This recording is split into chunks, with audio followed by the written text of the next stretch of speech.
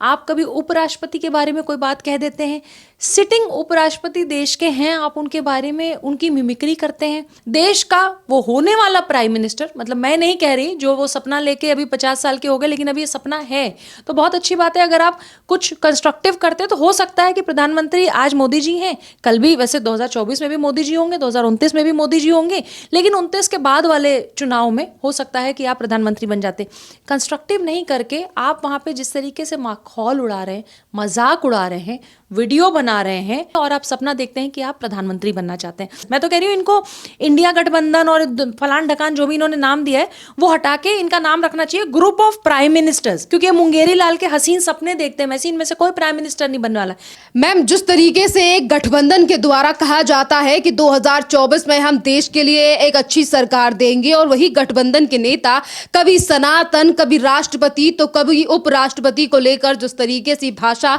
शैली का इस्तेमाल कर रहे हैं, और पिछले ही दिनों जिस तरीके से टीएमसी के सांसद कल्याण बैनर्जी ने देश के उपराष्ट्रपति पर किस तरीके से प्रहार किया, उनकी मिमिक्री की, और वही उपराष्ट्रपति की तरफ से कहा गया कि मेरे समाज और बैकग्राउंड को लेकर जो टिप्पणी की गई है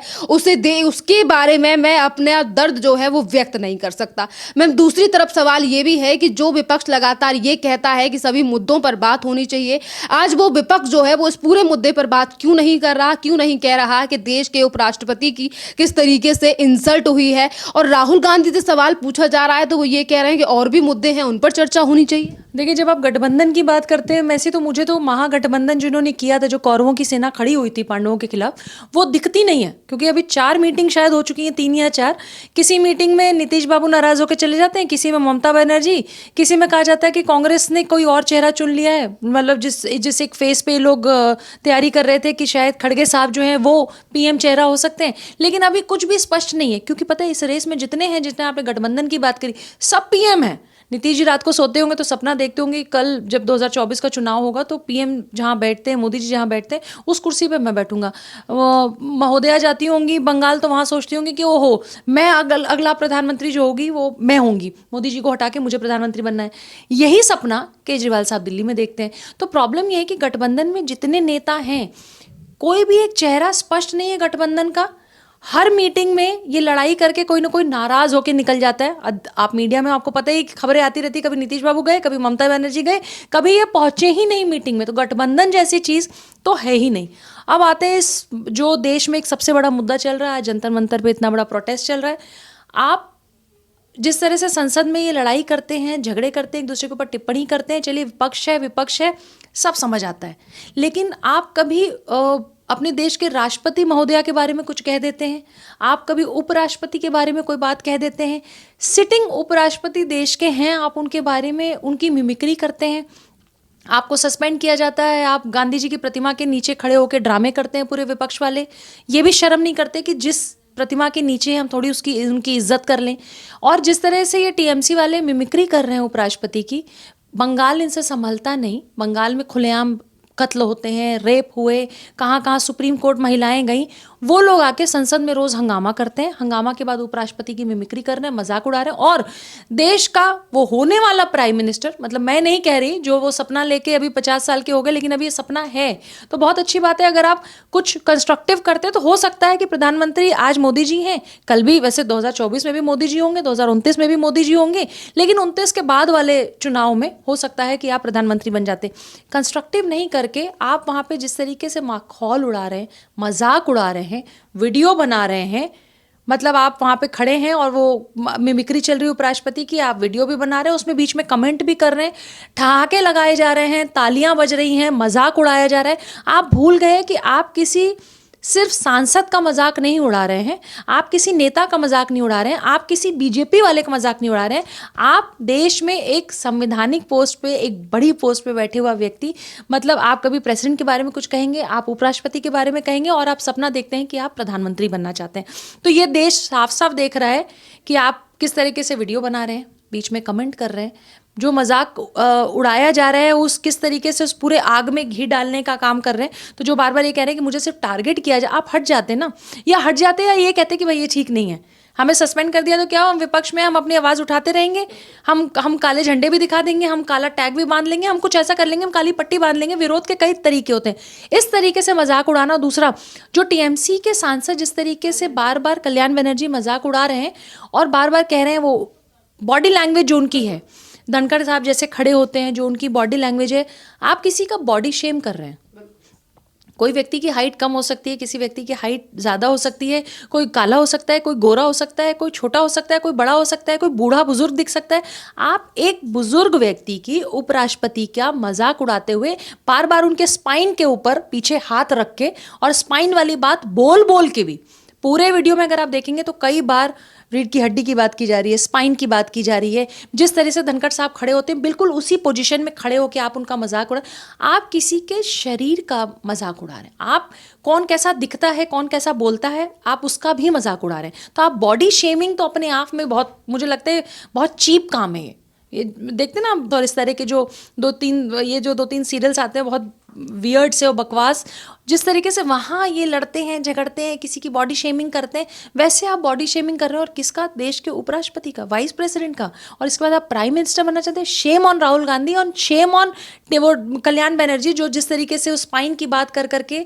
धनखड़ साहब जैसे खड़े होते हैं, आप उसका एग्जैक्ट मजाक उड़ा के 2 कॉपी उसको आप जिस तरह से उतार रहे हैं, देश देख रहा है। और आप 2024 में प्राइम मिनिस्टर बनने का जो आप सबके ख्वाब है, एक के नहीं, इनके यहाँ तो सब प्राइम मिनिस्टर हैं, तो ये जो सब प्राइम मिनिस्टर है ना, ग्रुप ऑफ प्राइम मिनिस्टर्स, मैं तो कह रही हूँ इनको इंडिया गठबंधन और फलान ढकान जो भी इन्होंने नाम दिया है वो हटा के इनका नाम रखना चाहिए ग्रुप ऑफ प्राइम मिनिस्टर्स, क्योंकि ये मुंगेरी लाल के हसीन सपने देखते हैं वैसे इनमें से कोई प्राइम मिनिस्टर नहीं बनने वाला। देश का एक प्राइम मिनिस्टर अपना काम किए जा रहा है, और एक गठबंधन, एक फूहड़ लोग, जो 10 लोगों का एक ग्रुप है जो रोज मजाक उड़ाने में लगे हैं।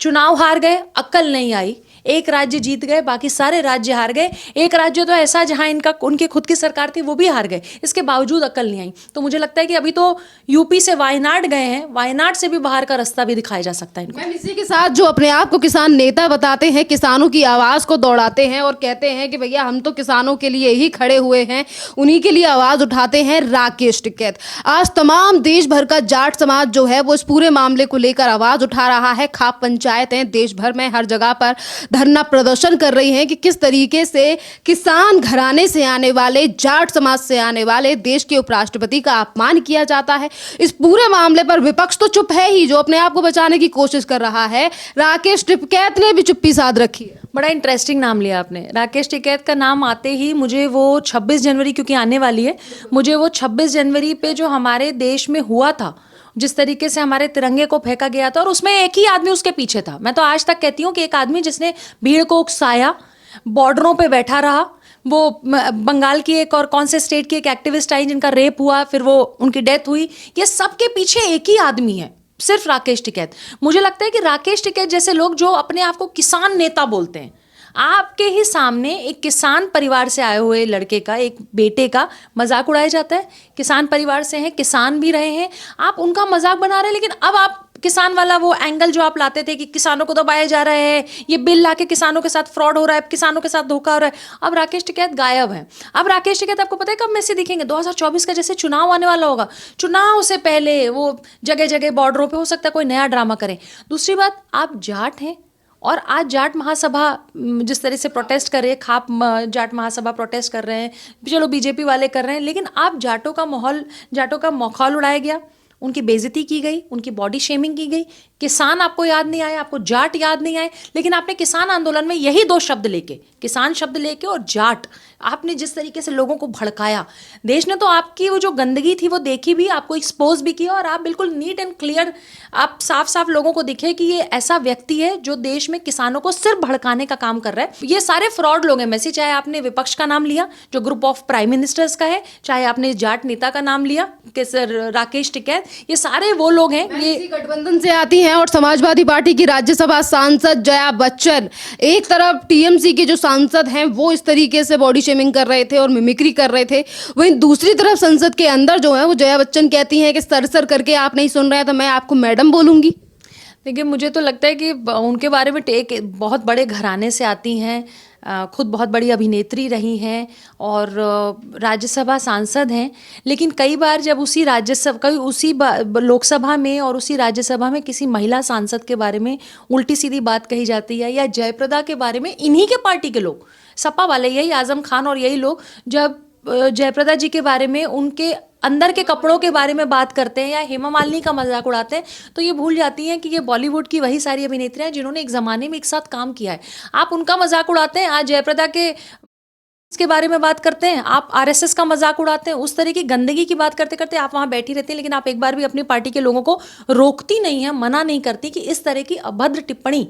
जयप्रदा जी के बारे में मत करिए। तो उनकी एक आदत सी शायद बन गई है कि जब उनकी पार्टी की कोई बात होती है और उनकी पार्टी से कोई एक गंदे शब्दों का प्रयोग करता है तो चुप हो जाती हैं, लेकिन जब इस तरह की कोई बात होती है उनको सामने आके जब बोलना चाहिए। आप उपराष्ट्रपति के बारे में बोल रहे हैं कि आप उनको मैडम बोलेंगे, मतलब इससे ओछी बात क्या हो सकती है। लेकिन मुझे लगता है बहुत शर्मनाक बात है, जिसको बोलने से पहले जया बच्चन जी को सोचना चाहिए। मैम, जया बच्चन हो या पूरा गठबंधन, जिस तरीके की हरकतें की जा रही हैं, क्योंकि पहले राष्ट्रपति द्रौपदी मुर्मू को लेकर भी जो कांग्रेस के सांसद हैं अधीर रंजन चौधरी ने कहा था कि उन्हें राष्ट्रपति बोले या राष्ट्रपत्नी, और अब उपराष्ट्रपति को लेकर इस तरीके की भाषा शैली, कभी प्रधानमंत्री नरेंद्र मोदी को जो है तमाम अपशब्द कहना, क्या इस तरीके की मानसिकता रखने वाले लोगों के ऊपर 2024 में जनता भरोसा करने वाली है, या जाट समाज भरोसा करने वाला है, या देश का वो 80% किसान भरोसा करने वाला है जिनके नाम पर ये राजनीति करने के लिए लगातार आगे आते हैं? देखिए, मैं अभी आपको इंटरव्यू दे रही हूँ, अभी हम दिसंबर 2023 में खड़े हैं और अभी 2, 4, 5, 6 महीने बाद फिर से लोकसभा के चुनाव आने वाले। मैं आपको आज गारंटी के साथ कहती हूँ कि ये जो मिमिक्री कर रहे हैं टीएमसी वाले,